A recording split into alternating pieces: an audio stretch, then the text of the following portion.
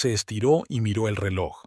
6:30 de la mañana, la hora a la que se había levantado todos los días laborables durante los últimos 15 años de su vida en común con Hugh. 15 años en su pequeña pero acogedora casa de 2 plantas en las afueras de Marshalltown. 15 años de rutinas familiares, gestos conocidos y pequeños rituales familiares. Hugh respiraba suavemente a su lado, con el pelo rubio grisáceo revuelto por el sueño. Últimamente se quedaba hasta tarde en el trabajo y regresaba tarde y cansado. Irene lo comprendía. Los negocios exigían atención. Su pequeña empresa de instalaciones de seguridad había empezado a expandirse y habían llegado nuevos clientes. Estaba orgullosa de su marido, aunque hacía tiempo que su relación se había convertido en una comedida convivencia de 2 personas acostumbradas la una a la otra. Irene se levantó de la cama con cuidado de no despertar a su marido. Tenía que prepararse y estar en el centro de llamadas de la compañía de seguros donde trabajaba como operadora por 3er año. No era el trabajo más prestigioso después de 10 años como subdirectora de una agencia de publicidad, pero 2 años atrás había tenido que dejarlo.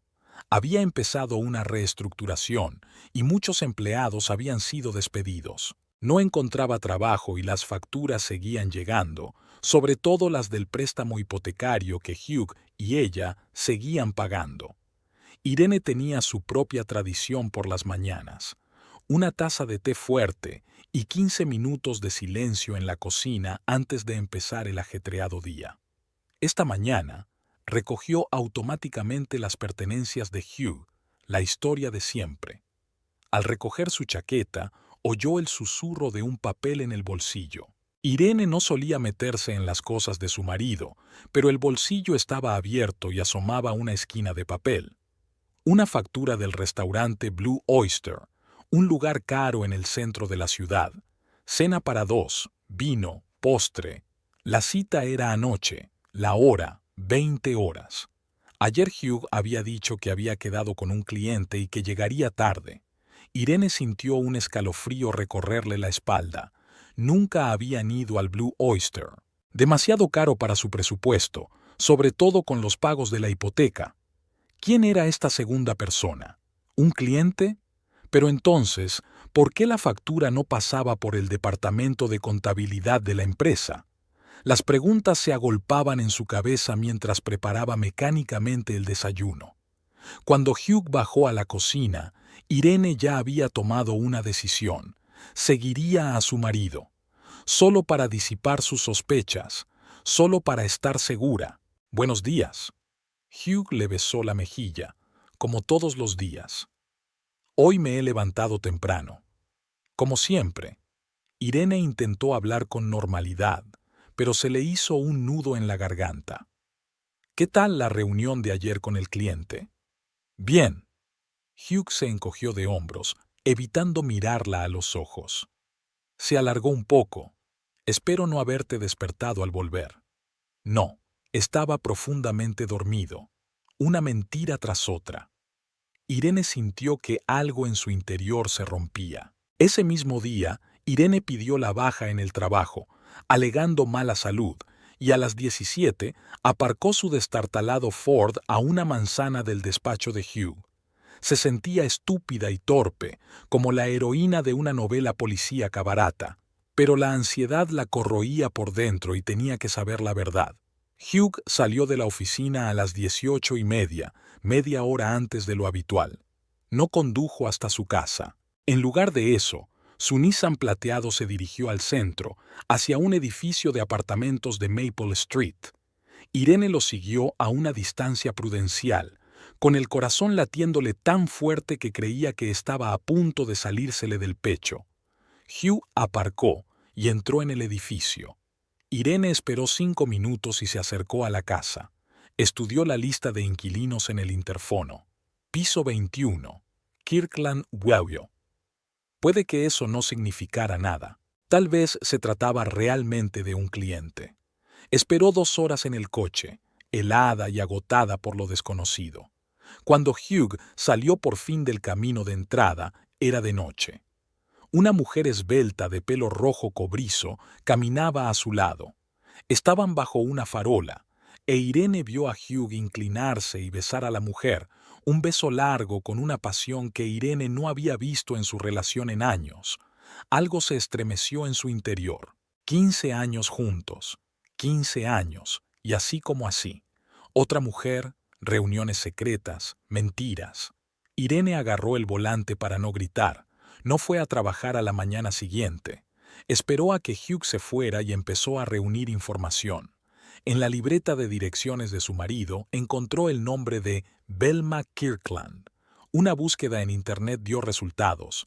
Velma trabajaba como secretaria en el bufete de abogados Brown y Asociados. 32 años, soltera. Cuando Hugh llegó a casa, Irene le estaba esperando en el salón, con la cuenta del restaurante sobre la mesita. «Tenemos que hablar». Su voz sonaba más tranquila de lo que esperaba. Hugh se quedó paralizado en la puerta cuando vio la cuenta. Su rostro cambió. Primero sorpresa, luego culpabilidad y después un extraño alivio. «Sí, tenemos que hablar». Se hundió pesadamente en la silla de enfrente. «Quería decírtelo. No sabía cómo». «Velma Kirkland», dijo Irene. «Sé lo de ella». Hugh se estremeció. «¿Cuánto tiempo hace que ocurre esto?», preguntó Irene. 6 meses. Hugh se frotó la cara con las manos. «Irene, no quería hacerte daño. Es que hace mucho tiempo que lo nuestro se acabó. Hemos vivido en la inercia. Lo sabes tan bien como yo. 6 meses de mentiras. 6 meses en los que creí que estabas en el trabajo y estabas con ella». «Iba a decírtelo», repitió Hugh. «Voy a pedir el divorcio, Irene. Lo siento, pero no puedo seguir viviendo así». El divorcio. La palabra golpeó como una bofetada. Irene esperaba una disculpa, una promesa de arreglar las cosas, tal vez incluso lágrimas. Pero no esto, no esa fría determinación. «¿Vas a ir con ella?». Irene se esforzó por sacar la pregunta de la boca. «Sí». Hugh no se anduvo con rodeos. «La quiero, Irene. Planeamos estar juntos». «¿Y la casa? ¿Nuestra casa, por la que aún pagamos la hipoteca?». «La venderemos y nos repartiremos el dinero. O te compraré tu parte. Mi abogado».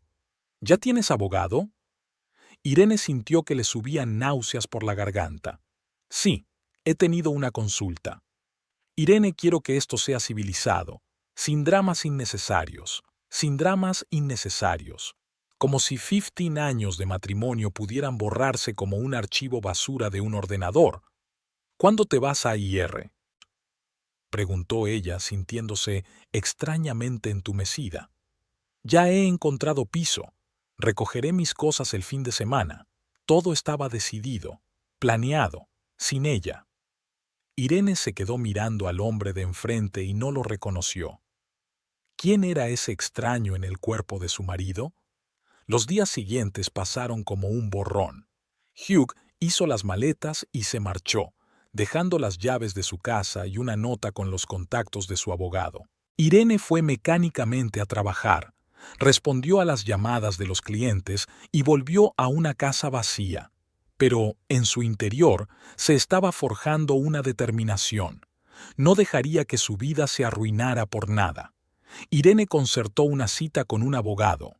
Lyndon Frost, socio de un pequeño bufete especializado en divorcios, la recibió en su modesto despacho.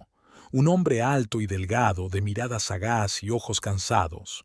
«Señora Brooks», señaló una silla junto a su escritorio. «Dígame cuánto tiempo lleva casada y cuál fue la causa del divorcio». Irene lo contó todo. 15 años de matrimonio, la infidelidad de Hugh, su repentina decisión de divorciarse. Frost tomó notas, haciendo de vez en cuando preguntas aclaratorias. «Ahora hábleme de sus bienes. Casa, coches, ahorros, inversiones». «La casa la compramos hace 10 años. Pagamos el préstamo juntos. Cada uno tiene su propio coche. Casi no tenemos ahorros, lo gastamos todo en pagar el préstamo y los gastos corrientes. Hugh tiene una pequeña empresa de instalaciones de seguridad». «¿Es una empresa privada? ¿Eres copropietario?». «No». Hugh es el propietario absoluto de la empresa. Nunca he participado en el negocio. Frost dio unos golpecitos pensativos con el lápiz sobre la mesa. Señora Brooks, voy a ser franco con usted. El Estado tiene un principio de distribución equitativa de la propiedad en un divorcio. Pero si el negocio de su marido está registrado como propiedad personal suya, sería difícil demostrar su derecho a una parte, sobre todo si no has participado en su creación o gestión. Pero si he mantenido a mi marido todos estos años, se indignó Irene. He trabajado, he llevado la casa, he renunciado a oportunidades profesionales para que él pudiera hacer crecer su negocio. Y ese es un argumento que sin duda utilizaremos, asintió Frost. Pero la realidad es que, sin pruebas documentales de tu contribución, el tribunal puede dejarle el negocio enteramente a él. En cuanto a la casa, es más fácil. Si ambos habéis pagado el préstamo, la casa se dividirá a partes iguales. Pero si tu marido quiere quedarse con la casa, puede comprar tu parte. Y luego está la cuestión de valorar esa parte. Irene sintió que la habitación empezaba a dar vueltas. 15 años de matrimonio y, de repente, podría quedarse casi sin nada. Hay algo más que deberías saber, continuó Frost sin mirarla a los ojos. Si su marido puede demostrar que usted ha contribuido menos a los ingresos familiares en los últimos años, eso también podría afectar a la división de los bienes. Después de la reducción de plantilla, no pude encontrar trabajo en mi campo, dijo Irene con amargura. Tuve que aceptar un trabajo de teleoperadora. Sí, ganaba menos dinero, pero ¿era culpa mía? Desgraciadamente, al tribunal le interesan los hechos, no los motivos. Frost se mostró realmente comprensivo. No me malinterprete, señora Brooks. Lucharé por sus intereses, pero debe estar preparada para que sea un proceso difícil. Irene salió del despacho del abogado con el corazón encogido. 15 años de matrimonio y, sin más, podía quedarse con una indemnización mínima, sin casa, sin ahorros, mientras Hugh empezaba una nueva vida con una joven amante. La injusticia de la situación le escocía por dentro. Esa noche, de vuelta en la casa vacía, Irene se permitió llorar por primera vez en mucho tiempo. Las lágrimas corrieron por sus mejillas mientras estaba sentada en la oscuridad del salón, entre las fotos de una vida familiar feliz que había resultado ser una ilusión. Y entonces, cuando las lágrimas se secaron, tomó una fría decisión. No se rendiría sin luchar. No permitiría que Hugh y su amante pelirroja la apartaran de su vida, dejándola sin nada. Irene sacó su teléfono y marcó el número de Frost. Señor Frost, soy Irene Brooks. Quiero que me represente en los tribunales, y estoy dispuesta a luchar por la justicia. Ellis Price cogió el despertador y lo apagó con alivio. Las 4:30 de la madrugada. Una vez más se despertó antes de que sonara el timbre. El insomnio había sido su fiel compañero desde que el nuevo inquilino se había mudado a la casa de al lado. Ellis se pasó una mano por el pelo corto y oscuro y se sentó en la cama con un suspiro. Ya se oían pasos detrás de la pared y parecía que su vecino estaba despierto. A sus 38 años, Ellis apreciaba la tranquilidad y la mesura. Su trabajo como editora del Marshalltown Chronicle requería concentración y una mente aguda, y la privación crónica de sueño no favorecía ni lo uno ni lo otro. Llevaba 7 años viviendo en este edificio, un típico rascacielos de paredes finas y alquiler barato. En el piso de al lado vivía una pareja de ancianos, tranquila y delicada. Pero hace 3 meses, todo cambió. Velma Kirkland, una mujer pelirroja con una risa estridente y la costumbre de poner música en el peor momento posible. Pero eso era la mitad del problema. El verdadero problema empezó cuando Velma tuvo un visitante habitual, un hombre alto de mediana edad con el que Ellis se encontraba a veces en el pasillo. Velma y él discutían a menudo, siempre en mitad de la noche y siempre en voz alta. Ellis se sirvió una taza de café y se acercó a la ventana. Marshalltown aún dormía, y solo unas escasas farolas iluminaban las calles vacías. Sobre la mesa había borradores de artículos que debían ser editados para la reunión de la mañana, pero sus pensamientos volvían una y otra vez al escándalo nocturno tras el muro. Hugh, debemos actuar con rapidez. Esa estúpida esposa tuya podría entrar en razón y buscarse un buen abogado. Velma, yo tengo el control. Mi abogado conoce su negocio. ¿Y si empieza a indagar en tu empresa? Si descubre lo de las cuentas. Ellis arrugó la nariz al recordar aquellas frases. Los problemas de los demás no le preocupaban. Los actos sucios de los demás, aún menos. Pero las noches en vela estaban haciendo su trabajo. La irritación se acumulaba, y con ella el deseo de cambiar las cosas. A las 7, Ellis ya estaba en la redacción.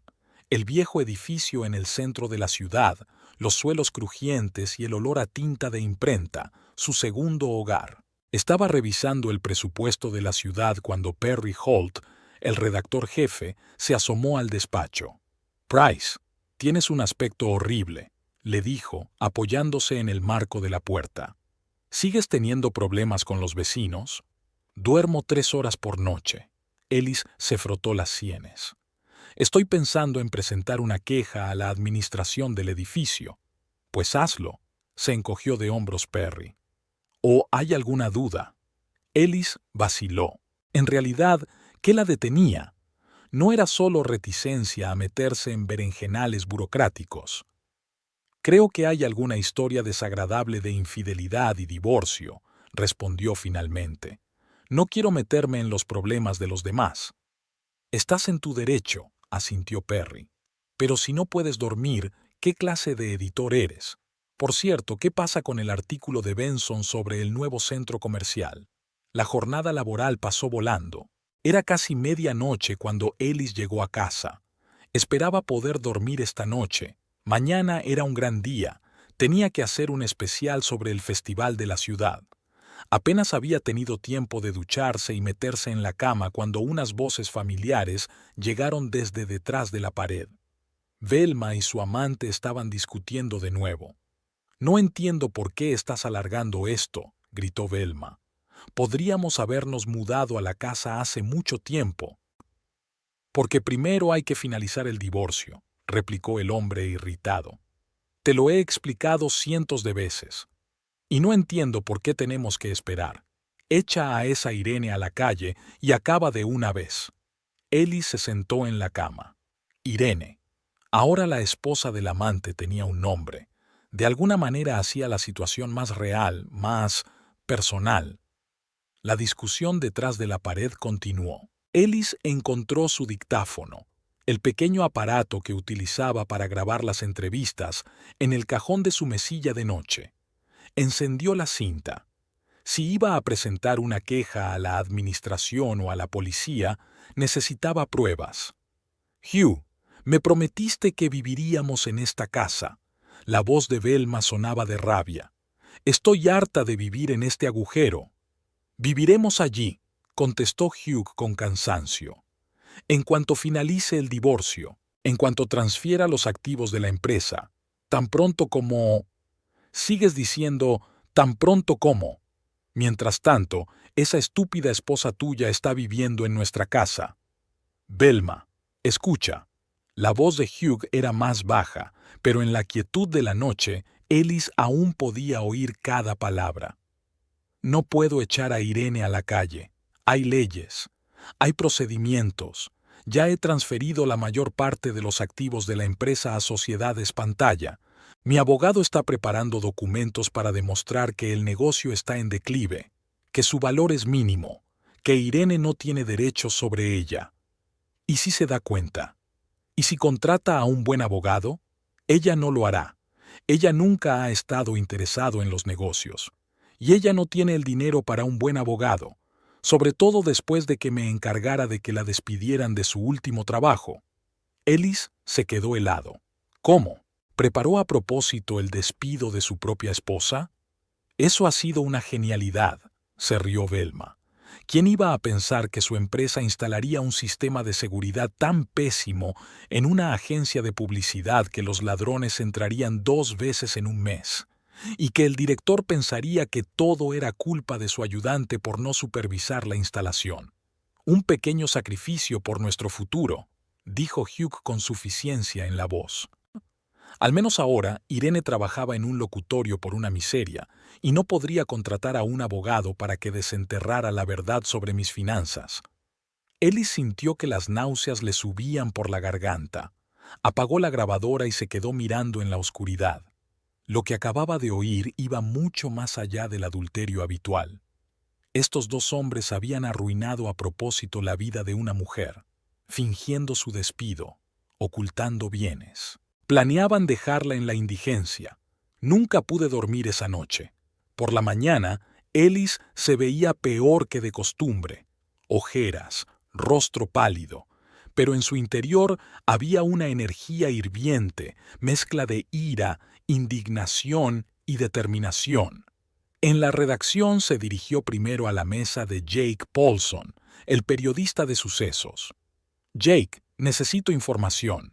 Ellis se sentó en el borde de su mesa. «¿Qué sabes de una empresa de instalaciones de seguridad? Creo que se llama Brooks Security». «¿Hugh Brooks?» Jake apartó la mirada del ordenador. «Es una empresa pequeña, pero está bien establecida. Instalan alarmas, CCTV, cerraduras inteligentes. Ningún escándalo, que yo sepa. ¿Por qué?» Solo me lo preguntaba. Ellis trató de sonar despreocupado. «¿Y su mujer? ¿Sabes algo de ella?»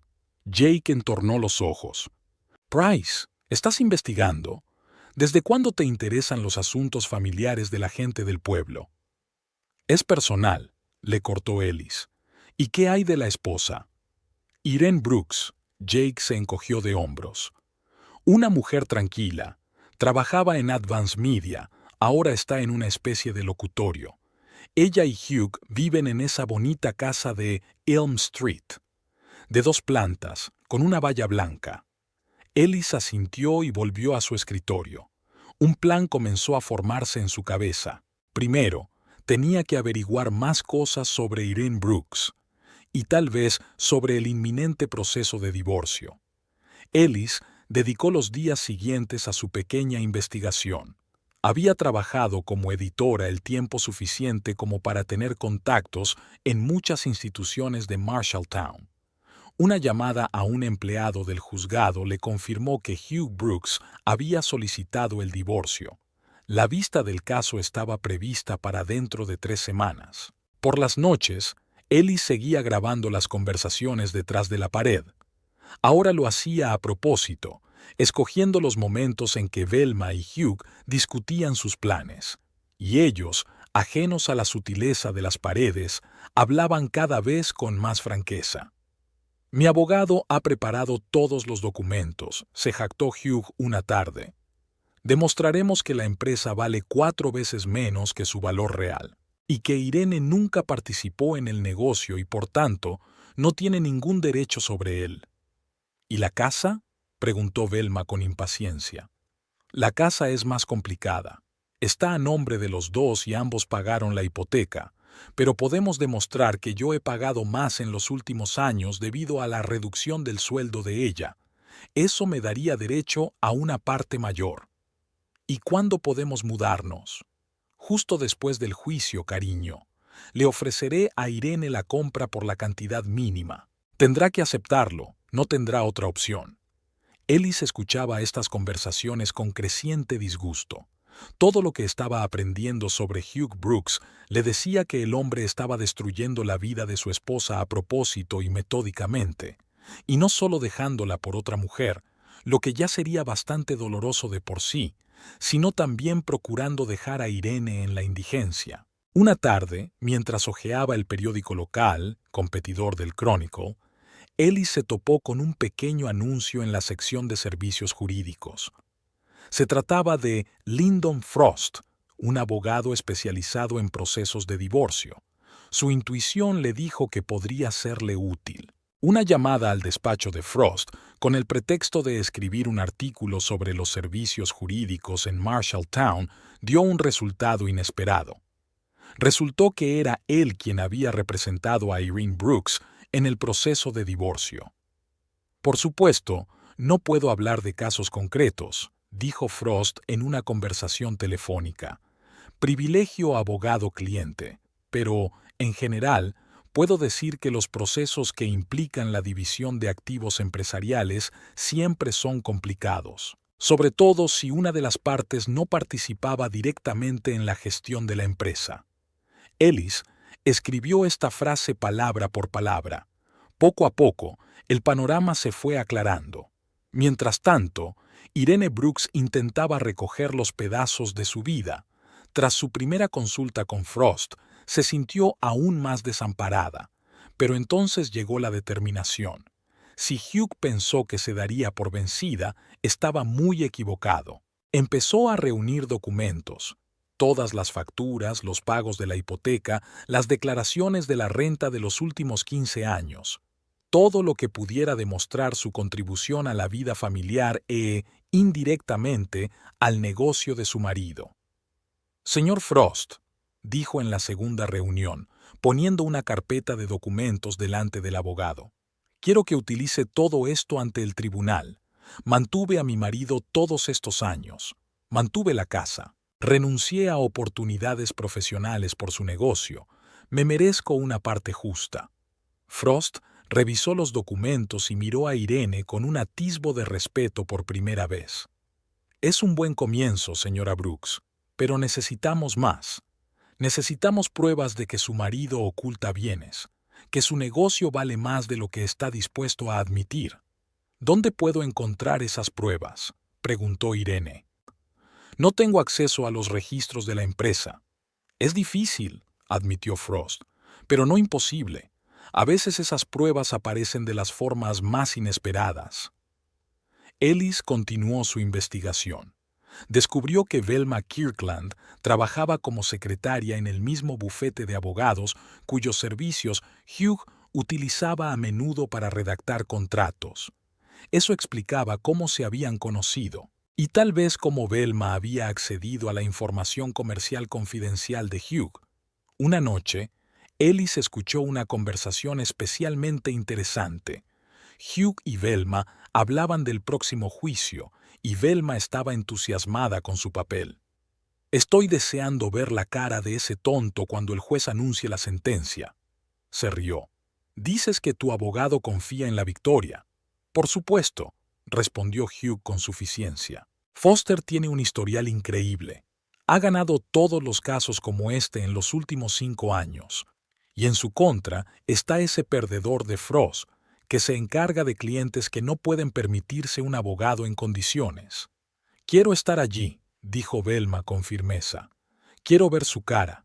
Quiero que sepa que ha perdido en todos los frentes. A ti, la casa, el dinero». «Lo tendrás», prometió Hugh.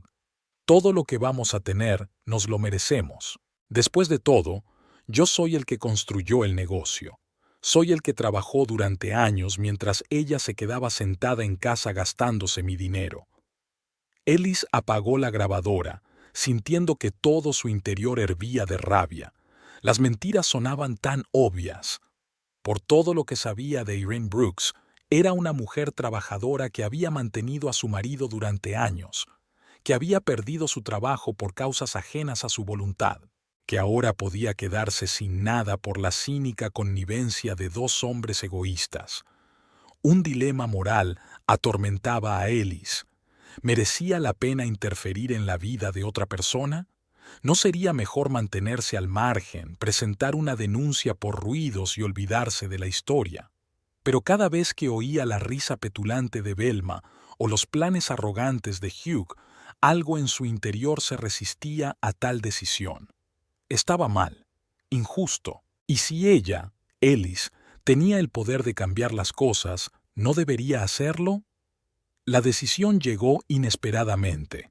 Buscando entre los números archivados de un periódico, Ellis encontró un artículo de hacía 3 años, una breve historia sobre un robo en la agencia de publicidad Advance Media.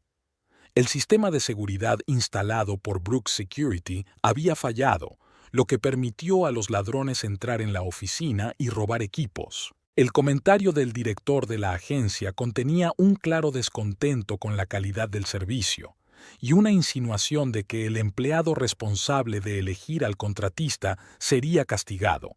Ese empleado era, obviamente, Irene, y ahora Ellis lo sabía con certeza. Su despido no había sido accidental. Formaba parte del plan de Hugh. Esa noche, reunió todos los registros, fotografías y notas, todo lo que pudiera probar que Hugh y Velma eran culpables, y escribió una carta anónima a Lyndon Frost, el abogado de Irene. Estimado señor Frost, tengo información que puede ayudar a su cliente Irene Brooks en su proceso de divorcio. Hugh Brooks y su amante Velma Kirkland ocultan deliberadamente bienes y planean dejar a la SRA. Brooks en la indigencia. Tengo pruebas de audio y vídeo de su connivencia. Estoy adjuntando algunas de ellas. Entregaré el resto antes del juicio. Un hombre que quiere justicia. Sellando el sobre, Ellie se sintió extrañamente aliviada. No sabía si ayudaría a Irene Brooks, no sabía si el tribunal aceptaría estas pruebas, pero había hecho lo mejor que podía. Había interferido en la vida de otra persona, violando sus propios principios, pero no podía quedarse de brazos cruzados cuando se trataba de semejante injusticia. La carta anónima llegó a Frost 2 días después. Tras escuchar las cintas, se puso inmediatamente en contacto con Irene. Señora Brooks, parece que tenemos un aliado inesperado, dijo cuando Irene llegó a su despacho. Alguien me ha enviado pruebas de que su marido oculta deliberadamente bienes e incluso fingió su despido de su anterior trabajo. Irene escuchó las cintas con cara de piedra, pero la determinación crecía en su interior. Ahora tenía pruebas. Ahora tenía una oportunidad. Señor Frost, dijo cuando terminó la cinta, utilice todo esto ante el tribunal. Quiero que respondan por sus acciones. Por supuesto, SRA. Brooks, asintió Frost, y ya no había fatiga en sus ojos, solo excitación profesional. Creo que nos espera un juicio interesante. El día del juicio llegó una fría mañana de octubre. Irene Brooks se despertó mucho antes del amanecer tras una noche agitada y llena de sueños inquietantes. A las 6:30 ya estaba de pie frente al espejo, evaluando críticamente su aspecto.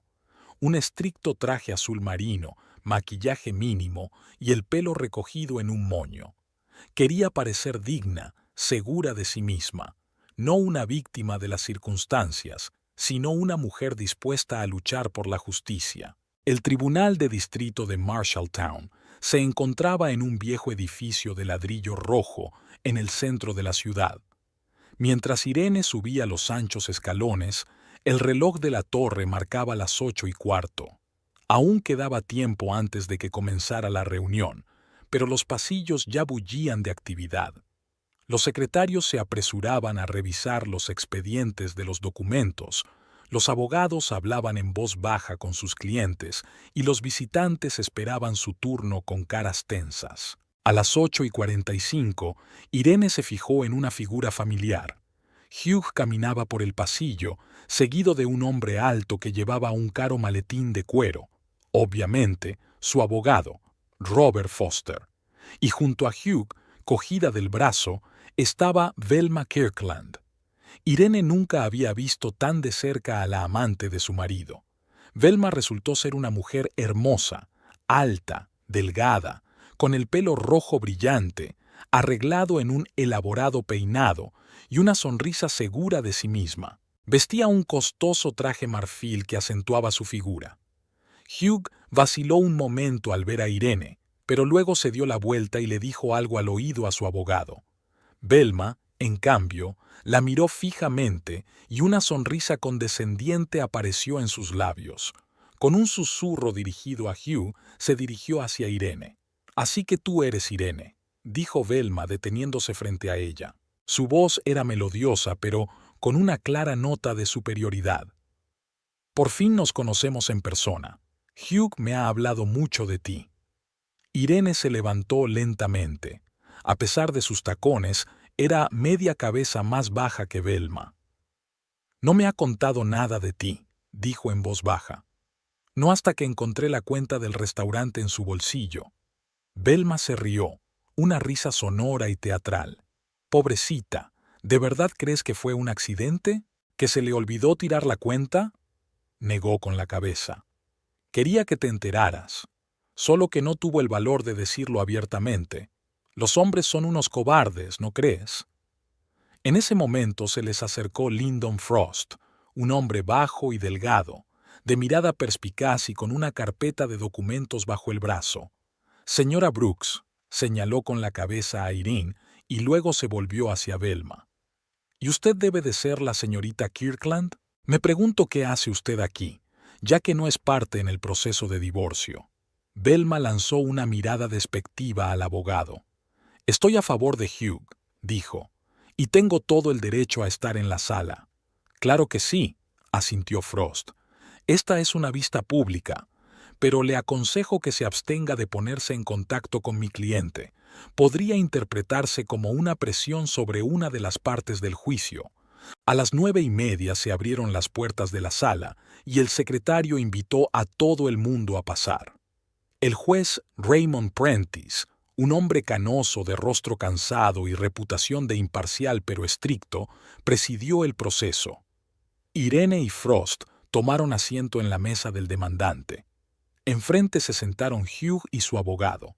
Velma se sentó en la primera fila, justo detrás de Hugh. De vez en cuando se inclinaba hacia él, le susurraba algo al oído y lanzaba una mirada triunfante a Irene. Se levantó Robert Foster, un hombre alto e imponente con un traje caro.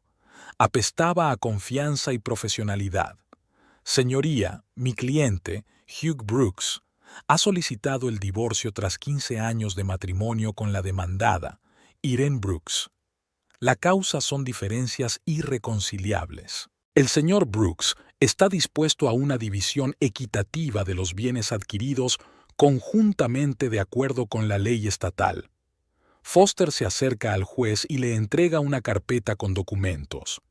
Estos documentos contienen un informe financiero detallado sobre la situación de Brooks Security, de la que el señor Brooks es el único propietario. Como se puede ver, la empresa ha estado en serias dificultades financieras durante los últimos 2 años. Los beneficios han bajado un 40%, el número de clientes ha disminuido y las obligaciones de deuda han aumentado. Foster habló durante otros 20 minutos más o menos, construyendo metódicamente una imagen que hacía que Hugh pareciera un empresario de buena fe que se enfrentaba a dificultades financieras, e Irene, una mujer que no tenía ninguna relación con su negocio y que no había contribuido mucho al presupuesto familiar en los últimos años. Cuando terminó, el juez Prentice se dirigió a Frost. «Señor Frost, le toca presentar la posición del acusado». Frost se levantó, bajito y anodino al lado del imponente Foster, pero con un brillo decidido en los ojos. «Señoría, estamos en total desacuerdo con la declaración del señor Foster. La SRA. Brooks ha sido un pilar de apoyo para su marido durante sus 15 años de matrimonio. Llevó la casa, apoyó al señor Brooks en sus esfuerzos y renunció a sus propias oportunidades profesionales por el bien de su negocio». El debate entre los abogados continuó durante 1 hora más. Foster insistió en su versión de los hechos, citando cifras y documentos. Frost rebatió cada punto, señalando incoherencias y coincidencias sospechosas. El juez Prentice escuchó atentamente a ambas partes, haciendo de vez en cuando preguntas aclaratorias. Por último, Foster presentó su alegato final. «Señoría, los hechos hablan por sí solos.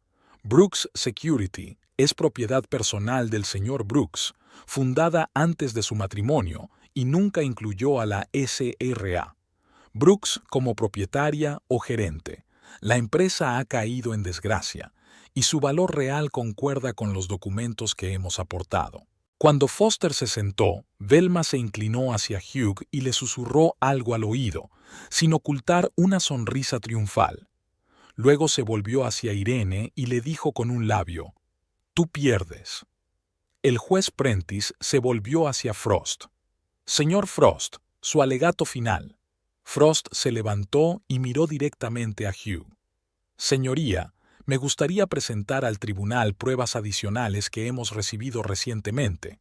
Este material revela el verdadero estado de las finanzas de Brooks Security y pone al descubierto el intento del señor Brooks de ocultar activos y defraudar no solo a su esposa, sino también al tribunal». Se hizo el silencio en la sala. Hugh se tensó. Foster se enderezó en su silla con una expresión incrédula en el rostro. Velma, que acababa de susurrarle algo a Hugh, se quedó con la boca abierta. «¿Cuáles son las pruebas, señor Frost?», preguntó el juez. «Las cintas de audio y vídeo, señoría, que muestran al señor Brooks y a su acompañante, la señorita Kirkland, discuten un plan para ocultar activos y estafar a la señora Brooks». Frost se acercó a su maletín y sacó su ordenador portátil. Mientras lo preparaba, Irene notó que Hugh palidecía. Se volvió hacia Velma, en cuyo rostro se leía una muda pregunta. Velma parecía igual de confusa. La voz de Hugh salió por los altavoces del portátil. «Ya he transferido la mayor parte de los activos de la empresa a Sociedades Pantalla. Mi abogado está preparando documentos que demostrarán que el negocio está en declive, que su valor es mínimo, que Irene no tiene ningún derecho sobre ella». Voz de Velma: «¿Y si se da cuenta? ¿Si contrata a un buen abogado?». Voz de Hugh: «No lo hará. Nunca le han interesado los negocios, y no tiene dinero para un buen abogado, sobre todo después de que me encargara de que la despidieran de su anterior trabajo». Frost encendió la cinta de vídeo. Hugh y Velma estaban en el balcón del piso, hablando de cómo habían fingido el despido de Irene de la agencia de publicidad, cómo habían manipulado los registros financieros de la empresa y cómo planeaban dejar a Irene en la indigencia.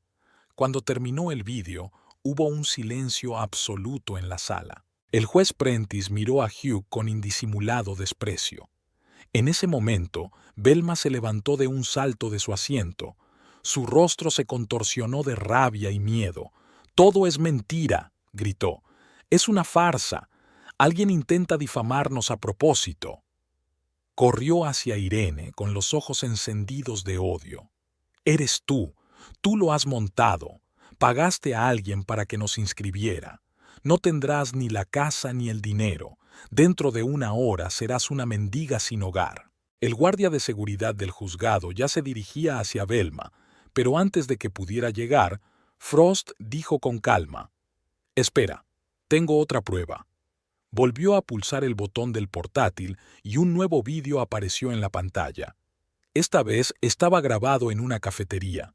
Hugh y Velma estaban sentados en una mesa sin saber que los estaban filmando. Y Velma estaba diciendo, casi palabra por palabra, la misma frase que acababa de gritar en la sala del tribunal: «Cuando el juez se ponga de nuestra parte, quiero estar allí y decirle a la cara: dentro de una hora serás un mendigo sin hogar.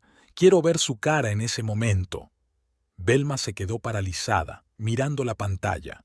Su rostro se contorsionó de horror al oír su propia voz diciendo aquellas palabras. Se volvió hacia Hugh, pero él estaba sentado con la cabeza gacha, sin mirarla. «Señoría», dijo Frost en voz baja, «creo que estas pruebas hablan por sí solas». El juez Prentice asintió sombríamente. «Haré un receso de una hora. Tras el receso tomaré una decisión provisional sobre la división de bienes. Señor Foster, le ruego que aproveche este tiempo para discutir con su cliente la posibilidad de reconsiderar su postura». Cuando el juez abandonó la sala, Velma lanzó un grito desgarrador de desesperación. Todos sus planes, todos sus sueños de una vida rica en una hermosa casa con Hugh, todo se desmoronaba ante sus ojos. Tras una hora de receso, el juez Prentice regresó a la sala con expresión indiferente. Irene se dio cuenta de que Hugh y su abogado parecían abatidos, y Velma se sentó en el borde del estrado con los ojos enrojecidos por las lágrimas, sin intentar ya mantenerse desafiante.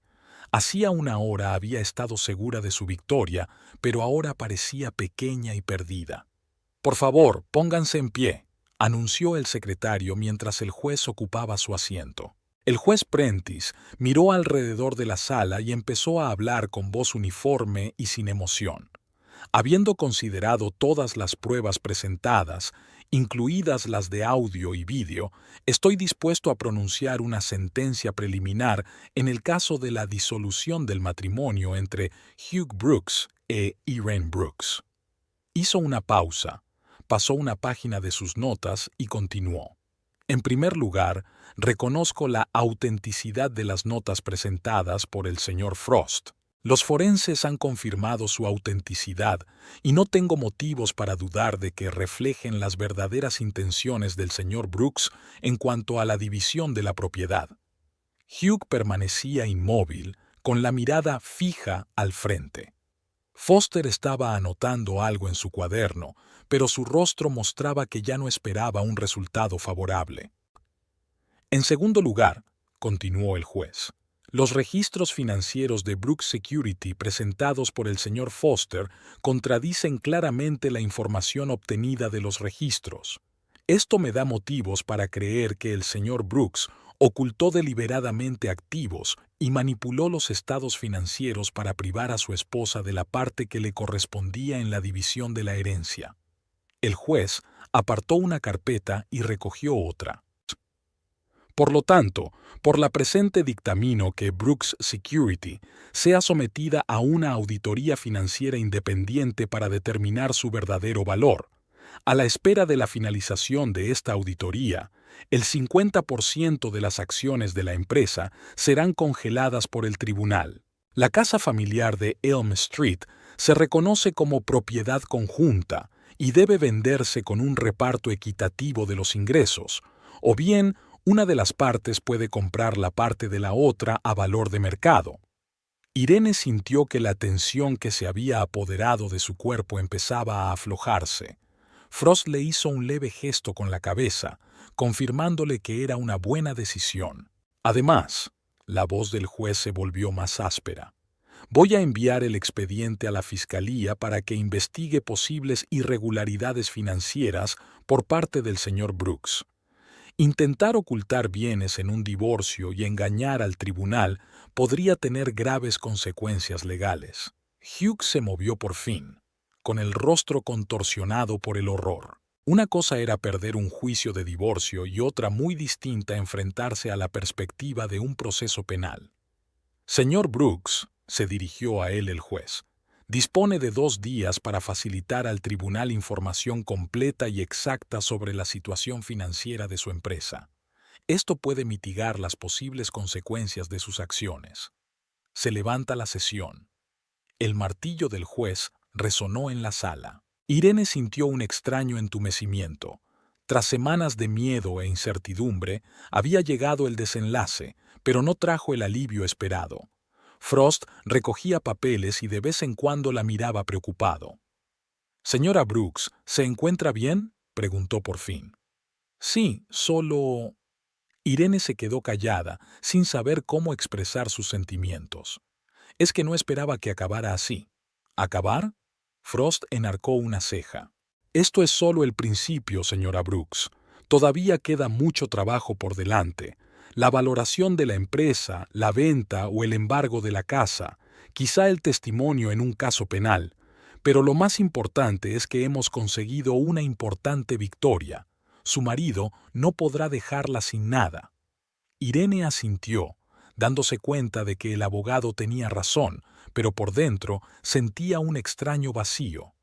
15 años de vida con un hombre que había acabado siendo capaz de semejante traición. ¿Cómo había podido equivocarse tanto con él? Al salir de la sala, vio a Velma sentada en un banco del pasillo. Hugh y Foster ya se habían marchado, al parecer para discutir la estrategia a seguir. Velma estaba sola, con los hombros caídos y el maquillaje manchado de lágrimas.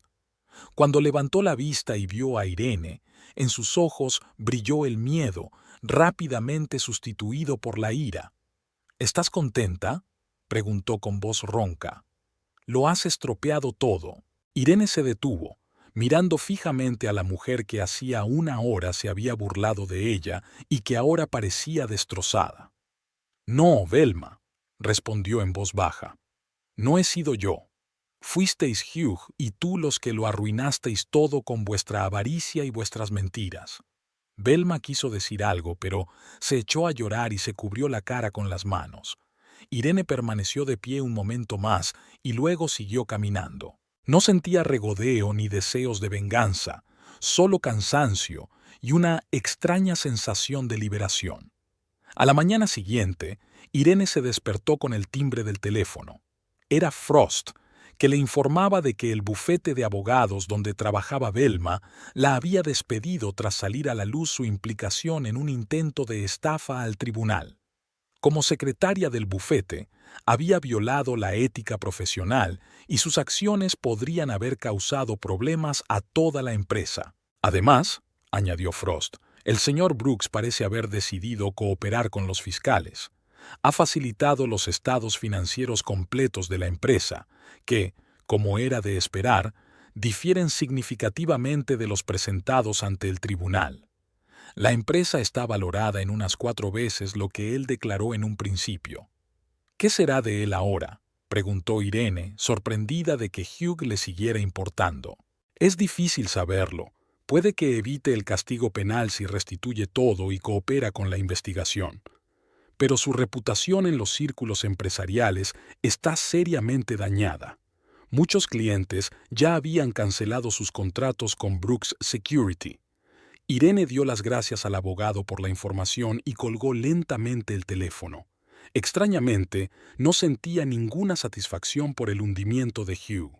Quizá una parte de ella seguía queriéndole a pesar de la traición, o es que 15 años juntos no podían desaparecer de la noche a la mañana. Los días se mezclaban en una secuencia monótona, trabajo en un locutorio, noches en una casa vacía, pensamientos interminables sobre el pasado y un futuro incierto. Una semana después del juicio, Irene decidió que no podía permanecer más tiempo entre aquellas paredes. Demasiados recuerdos, demasiados fantasmas del pasado. El sábado por la mañana entró en un pequeño café llamado Morning Dew, en el centro de la ciudad. Era un lugar acogedor, con grandes ventanales y estanterías a lo largo de las paredes. Irene había estado aquí a menudo cuando era estudiante, pero luego la vida había dado un giro y la costumbre de pasar las mañanas de los sábados con un libro y una taza de café era cosa del pasado. Pidió un capuchino y un bocadillo, encontró una mesa libre junto a la ventana y abrió el libro que había comprado ayer en la librería. Por primera vez en mucho tiempo se sintió casi relajada. «Disculpe, ¿está libre?» Irene levantó la vista y vio a una mujer de pelo corto y oscuro y ojos inteligentes. Tenía una taza de café y un periódico en las manos. La cafetería estaba casi vacía y había muchas mesas libres, pero algo en la mujer le resultaba familiar a Irene. «Sí, claro», señaló con la cabeza la silla libre al otro lado de la mesa. La mujer se sentó y abrió el periódico. Irene volvió a su libro, pero siguió observando a su vecina con el rabillo del ojo. La había visto en alguna parte, pero no recordaba dónde. «¿Es un buen libro?», preguntó de repente la mujer, señalando con la cabeza la novela que Irene tenía en las manos. «Aún no lo sé, acabo de empezarlo», sonrió Irene. «¿Lee el periódico local? ¿Hay algo interesante en él?» «Trabajo allí». La mujer le tendió la mano. «Ellis Price, editora del Marshalltown Chronicle». «Irene Brooks», le estrechó la mano y de pronto se quedó helada. «Un momento, te vi en el juzgado la semana pasada. Estabas sentada en la última fila». Ellis se estremeció un poco, pero se recompuso rápidamente. «Sí, estuve allí», admitió. «Estaba siguiendo algunos casos para la sección de noticias de la ciudad». Irene la miró atentamente. Algo en la reacción de Ellis la hizo recelar. «¿También te interesaba mi caso?». Preguntó con cautela. Ellis dudó un momento, sopesando su respuesta, y luego dobló el papel con decisión. Señora Brooks, creo que debemos hablar con franqueza. En efecto, he estado en el tribunal por su caso, y no solo en el tribunal. Irene sintió que el corazón empezaba a latirle más deprisa. ¿Lo ha hecho? ¿Le envió las cintas a mi abogado?, preguntó en voz baja. Ellis asintió observando atentamente la reacción de Irene. ¿Por qué? Fue lo único que alcanzó a decir Irene. Ni siquiera me conoces. Porque lo que hicieron tu marido y su amante estuvo mal, respondió Ellis con sencillez. Y porque no podía mantenerme al margen. Le contó a Irene todo sobre cómo Velma y Hugh se habían mudado a la casa de al lado, sobre las noches en vela que habían pasado peleándose, sobre las conversaciones que había oído por casualidad y la decisión de grabarlas, sobre el dilema moral de interferir o no en la vida de otra persona, sobre la investigación que hizo para saber más sobre Irene y Hugh, y, por último, sobre la decisión de pasar las grabaciones de forma anónima a Frost. Irene escuchó sin interrumpir, solo aferrando con más fuerza su taza de café frío. Cuando Ellis terminó, el café quedó en silencio. «Comprendo que te enfades conmigo por entrometerme», dijo finalmente. «Tal vez debería haber presentado una queja por ruidos y olvidarme de todo, pero...» «Gracias», la interrumpió Irene, con lágrimas en los ojos. «Sin ti lo habría perdido todo». Hugh estaba muy seguro de su plan. Tenía un gran abogado, todos los documentos, las pruebas, y yo no tenía más que palabras. Ellis sonrió avergonzada. «Me alegro de haber podido ayudar, aunque no esperaba que nos conociéramos en persona. Marshalltown no es una gran ciudad, pero sigue siendo... Es el destino». Irene rió con ganas por primera vez en mucho tiempo. «Has venido al mismo café donde he decidido pasar la mañana por primera vez en años». Hablaron durante unas horas más. Ellis habló de su trabajo en el periódico, de su pasión por las películas antiguas y el jazz, de su colección de discos de vinilo, que ocupaba la mitad de su piso. Irene compartió sus planes de vender la casa, encontrar un piso pequeño, tal vez cambiar de trabajo y empezar de cero. «¿Sabes?», dijo Ellis cuando estaban a punto de marcharse. «Hay una vacante de ayudante de redacción en el departamento de cartas de nuestro periódico. No es el puesto más prestigioso, pero la paga es mejor que en un locutorio y el trabajo es más interesante. Si quieres, puedo hablar bien de ti». Irene la miró sorprendida. «¿Harías eso por mí? Pero si no me conoces de nada». «Sé lo suficiente», sonrió Ellis. «Eres una mujer fuerte que sobrevivió a la traición y no se quebró. Te mereces una oportunidad para empezar una nueva vida». Intercambiaron números de teléfono y acordaron verse al día siguiente. Cuando Irene salió del café, sintió que el peso de las últimas semanas empezaba a remitir. Por primera vez desde que Hugh se había marchado, sintió esperanza, no por el regreso del pasado, sino por la posibilidad de crear algo nuevo. A la mañana siguiente, Irene se despertó con una inusual sensación de ligereza. Llamó a su agente inmobiliario y concertó una cita para hablar de la venta de la casa.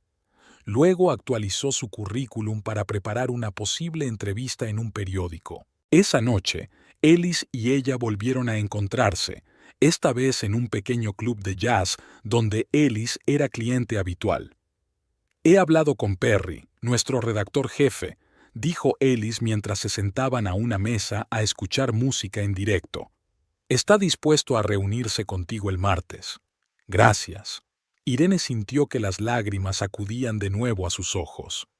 «No sé qué he hecho para merecer tanta amabilidad por tu parte». «Basta».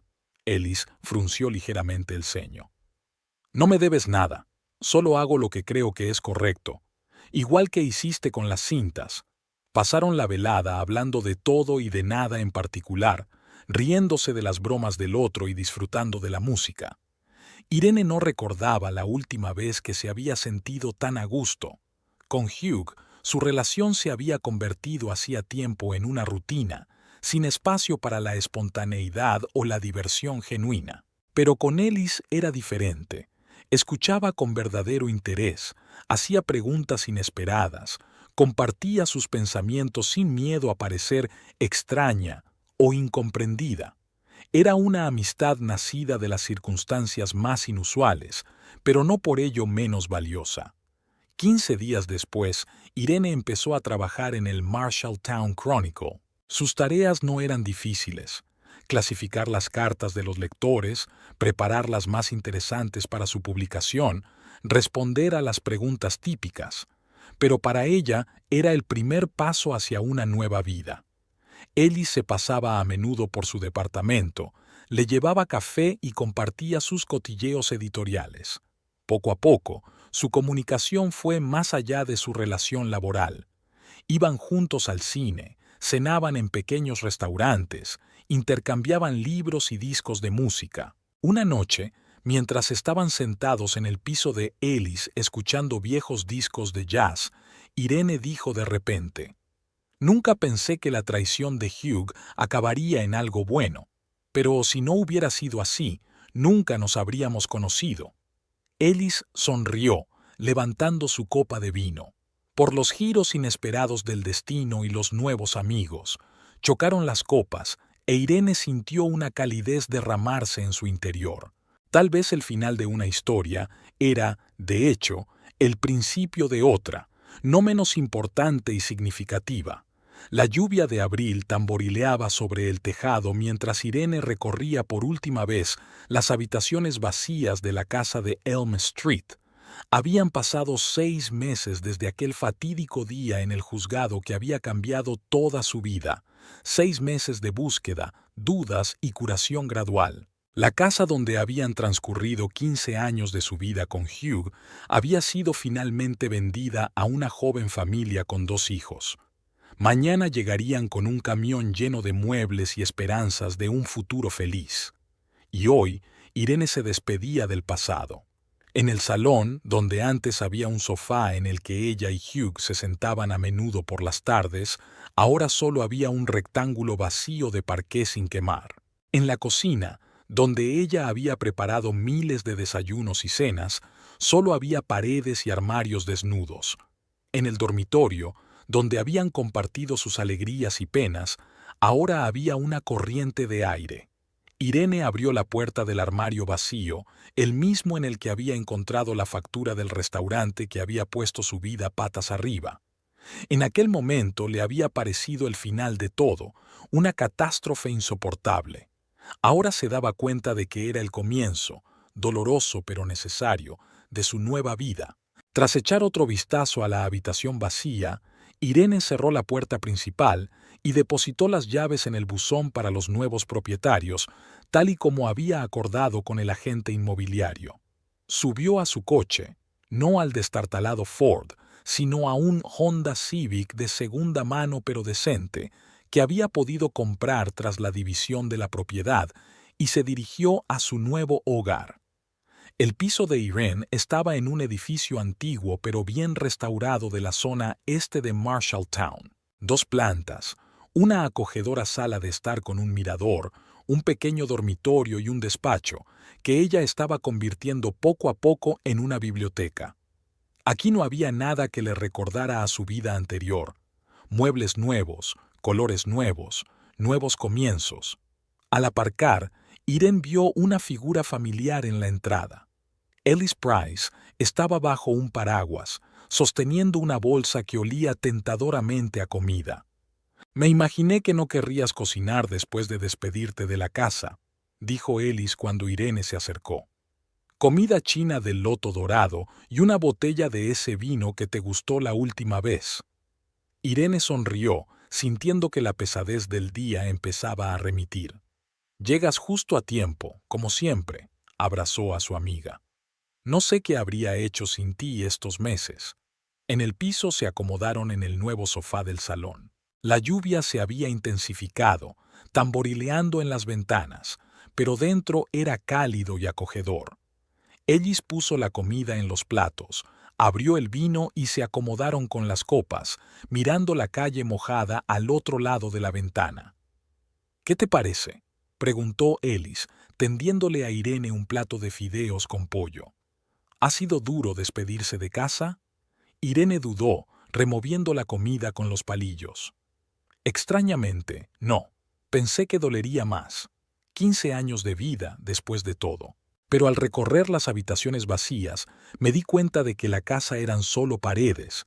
Todo lo que era importante ya me lo había llevado conmigo. Y los recuerdos, bueno, algunos era mejor dejarlos atrás. Ellis asintió comprensivo. Sabes, había una noticia curiosa en el periódico de ayer. Pensé que te interesaría. ¿Sobre qué? Irene levantó la vista de su plato. Sobre tu ex marido. Ellis bebió un sorbo de vino. ¿Recuerdas al periodista de sucesos Jake Paulson? Estaba siguiendo el caso de Hugh. La sentencia se dictó ayer. Irene se congeló. Había estado intentando no seguir las noticias sobre Hugh, intentando dejar atrás el pasado. Pero ahora se dio cuenta de que necesitaba saber cómo había terminado. ¿Qué había decidido el tribunal? 2 años de libertad condicional y una fuerte multa, dijo Ellis. Además de una prohibición de 5 años para ocupar cargos ejecutivos. Se vio obligado a vender Brooks Security para pagar las multas y los daños. Se rumoreaba que había dejado Marshalltown y había aceptado un trabajo como simple técnico en alguna empresa de Portland. Irene exhaló lentamente. Extrañamente, no sintió ningún regodeo, ninguna lástima en particular, solo una vaga tristeza por lo que podría haber sido si Hugh no hubiera elegido el camino de la mentira y la traición. ¿Y Velma? Preguntó. ¿Sabes algo de ella? Después de que la despidieran del bufete, le costó encontrar trabajo en Marshalltown. Su historia se hizo demasiado pública. En una ciudad pequeña, todo el mundo lo sabe todo. Terminó yéndose también, creo, a vivir con parientes en Texas. Nunca apareció en el juicio de Hugh. ¿Así que no siguieron juntos? Irene se sorprendió ante su propia pregunta. No lo creo. Ellis se encogió de hombros. Era evidente que a Velma le esperaba una vida rica con un hombre de negocios de éxito. No la novia de un delincuente convicto sin un céntimo. Se quedaron en silencio, escuchando el sonido de la lluvia al otro lado de la ventana. Irene pensó en lo extrañas que habían resultado las cosas. Hacía 6 meses estaba segura de que se quedaría sin nada mientras Hugh y Velma disfrutaban de la vida en su casa. Ahora tenía un piso nuevo, un trabajo nuevo, amigos nuevos. Y lo más importante, libre de mentiras y manipulaciones. ¿Sabes qué es lo más increíble?, dijo, mirando a Ellis. Ya no estoy enfadada con ellos. No es que los haya perdonado, es que... ya no importa. Es como si le hubiera pasado a otra persona, no a mí. Se llama curación. Ellis sonrió suavemente. Y te lo mereces. Después de cenar, se trasladaron al sofá con copas de vino. Irene habló de su trabajo en el periódico. En los meses transcurridos desde entonces, había pasado de ayudante de redacción en el departamento de cartas a redactora adjunta de la sección de sociedad. Le encantaba hablar con la gente, escuchar sus historias, ayudarles a encontrar las palabras adecuadas para expresar sus pensamientos. Perry dice que tienes un verdadero talento para la edición, dijo Ellis. Ayer mencionó que está pensando en asignarte una nueva columna semanal, algo así como consejos de vida. ¿En serio? Irene se enderezó. No me ha dicho nada, porque de momento es solo una idea, le guiñó Ellis. Pero ya conoces a Perry. Si tiene una idea, seguro que la pone en práctica. Prepárate. Irene negó con la cabeza, aún sin creer del todo en aquella posibilidad. Hace 6 meses era operadora de un locutorio, convencida de que mi vida se había acabado. Ahora me ofrecen mi propia columna en el periódico. ¿Cómo es posible? Porque tienes talento y eres fuerte, respondió Ellis con sencillez. Siempre lo has sido, solo que las circunstancias te han permitido por fin darte cuenta de ello. Hablaron hasta bien entrada la noche, recordando aquellos 6 meses. Cómo Irene había acudido por primera vez a la entrevista en el periódico, nerviosa e insegura de sí misma. Cómo habían elegido juntas los muebles para el nuevo piso. Cómo habían celebrado el final del proceso de divorcio en el mismo club de jazz donde habían hablado de verdad por primera vez. ¿Recuerdas el miedo que tenías a mudarte?, preguntó Ellis. Dijiste que no podías vivir sola después de 15 años de matrimonio. Dijiste que la soledad no era un juicio sino una oportunidad, sonrió Irene. Y tenía razón, aunque, estrictamente hablando, no estoy tan sola. Era cierto. Además de Ellis, Irene tenía otros amigos en su vida, compañeros de la redacción, compañeros de casa, incluso algún admirador, aunque todavía no estaba preparada para una nueva relación sentimental. El mundo que había parecido destrozado tras la marcha de Hugh se iba llenando poco a poco de nuevos colores y personas.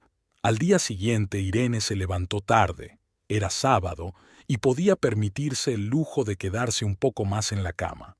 Ellis se había marchado por la tarde. Tenía una reunión programada para primera hora con uno de los autores. Irene preparó café y se sentó con una taza junto a la ventana, contemplando la ciudad bañada por la lluvia de ayer. Marshalltown, donde había vivido la mayor parte de su vida, le parecía de repente diferente. No era una aburrida ciudad rural, sino un lugar lleno de oportunidades y nuevos comienzos.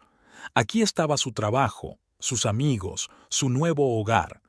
Y en algún lugar de aquí, en las estanterías de las librerías y en la memoria de los ordenadores de las imprentas, pronto aparecería su columna, una pequeña pero importante huella que dejaría en el mundo. Irene recordó el día del juicio, cómo Velma le había gritado que en una hora sería una mendiga sin hogar. Aquellas palabras habían dolido profundamente entonces, como sal en una herida reciente. Ahora solo provocaban una triste sonrisa. La vida de Irene no había terminado con la marcha de Hugh. Acababa de empezar. Sonó el teléfono. Era Perry Holt, redactor jefe del Marshalltown Chronicle. «Buenos días, Irene». Su voz ronca sonaba inusualmente optimista para ser sábado por la mañana. «Siento llamarte en tu día libre, pero tengo una proposición que no puede esperar». «Buenos días, Perry», se enderezó Irene, sintiendo que el corazón empezaba a latirle más deprisa. «Te escucho. ¿Recuerdas cuando hablamos de la posibilidad de una nueva columna? Algo así como consejos de vida de alguien que hubiera pasado por un mal momento y hubiera salido vencedor». «Ellis mencionó algo así», respondió Irene con cautela. «Así que he estado pensando en ello toda la noche y he decidido empezar una columna en el próximo número, una columna semanal a toda página, y quiero que tú la publiques». Irene se quedó muda por un momento. «Perry, no estoy segura de estar preparada. No tengo experiencia en columnas». «Pero sí tienes experiencia vital», la cortó Perry. «Y un don para las palabras, que veo en tu forma de corregir lo que escriben los demás. No te subestimes, Irene. Eres capaz de más de lo que crees». Esas palabras resonaron en su mente. «No te vendas barato». ¿No era eso lo que Ellis le había estado diciendo todos estos meses? ¿No era eso lo que había estado aprendiendo, recomponiendo su vida pieza a pieza? «De acuerdo», dijo Irene, sorprendida de su propia determinación. «Voy a hacerlo». «Muy bien». Perry parecía satisfecho. «El primer tema es cómo empezar tu vida haciendo borrón y cuenta nueva. Creo que lo sabes de primera mano». Después de hablar con Perry, Irene se sintió extrañamente entusiasmada. Se sirvió más café y sacó el portátil. Las palabras le salieron con sorprendente facilidad, como si la historia que quería contar hubiera estado preparada en su interior durante mucho tiempo, esperando solo la oportunidad de ser pronunciada. «A menudo vemos la pérdida como el final de todo», escribió, «pero a veces se convierte en el principio de algo nuevo. No lo sé por los libros de psicología, sino por experiencia propia». Irene escribió sobre la traición y el dolor, el miedo a lo desconocido y los pequeños pasos hacia la recuperación. sobre la importancia de permitirse estar enfadado y triste, pero sin quedarse atrapado en esas emociones para siempre, sobre el poder de la amistad y el apoyo y las nuevas oportunidades que se abren cuando se cierran viejas puertas. No mencionó nombres ni circunstancias concretas de su historia, pero cada palabra estaba empapada de experiencia personal, amarga y dulce al mismo tiempo, y con cada palabra sentía que las últimas sombras del pasado se disolvían, dando paso a la luz del presente. Al mediodía, el primer borrador estaba listo. Irene lo releyó, hizo algunas correcciones y se lo envió a Perry para una revisión preliminar. Luego llamó a Ellis. «¿Lo sabías?», dijo en lugar de saludar. «Sabía que Perry iba a ofrecerme una columna hoy». Tal vez pude oír la sonrisa en la voz de Ellis. Podría haber mencionado casualmente que hoy era el día perfecto para nuevos comienzos, sobre todo después de que te despidieras de la vieja casa. «Sois unos conspiradores». Irene no pudo contener la risa. «Pero ¿sabéis qué? Te lo agradezco. Ya he escrito el primer borrador». «¿Tan rápido?». Ellis se sorprendió. «¿Puedo leerlo?». «Claro. ¿Quieres venir esta noche? Podemos celebrar mi traslado oficial y mi nuevo trabajo». Después de hablar con Ellis, Irene decidió dar un paseo. El día era claro y cálido, como si la naturaleza también estuviera celebrando su nuevo comienzo. Caminó por las calles familiares de Marshalltown, respirando el olor de los árboles en flor y la hierba recién cortada. En la plaza principal, se detuvo en la fuente donde una vez había soñado con el futuro cuando era estudiante. Por aquel entonces, sus sueños se referían a una carrera, al éxito y, tal vez, a una familia. Luego esos sueños se habían transformado en la esperanza de una vida tranquila con Hugh, estabilidad y confianza en el futuro. Ahora, a los 38 años, Irene volvía a soñar. Pero estos sueños eran diferentes, más maduros, más realistas y, sin embargo, más profundos. No soñaba con las apariencias del éxito, sino con la armonía interior. No con la dependencia de otra persona, sino con la libertad de ser uno mismo. Por la noche, Ellis vino a casa y tuvieron una pequeña celebración, con champán, música favorita y largas conversaciones sobre el futuro. Ellis leyó un borrador de la columna y quedó encantado. «Va a ser un éxito», dijo con confianza. «Tu historia llegará a mucha gente, sobre todo a las mujeres que tienen miedo de empezar de nuevo tras una traición o una pérdida». «¿De verdad lo crees?». Irene seguía dudando de su propia fuerza. «Estoy segura de ello». Ellis levantó su copa. «Por la nueva Irene Brooks, editora, columnista y simplemente una mujer maravillosa a la que no quebraron la traición, las mentiras ni los intentos de humillarla». Chocaron las copas e Irene sintió de pronto que se le llenaban los ojos de lágrimas, no de pena, sino de su abrumadora gratitud al destino, por todo lo que había pasado, por el dolor que la había hecho más fuerte, por las pérdidas que habían abierto el camino a nuevas conquistas, por Ellis, que había entrado en su vida en el momento más oscuro y la había ayudado a ver la luz. «Por una nueva vida», dijo en voz baja. «Y por la verdadera amistad, sin la cual esta nueva vida podría no haber existido».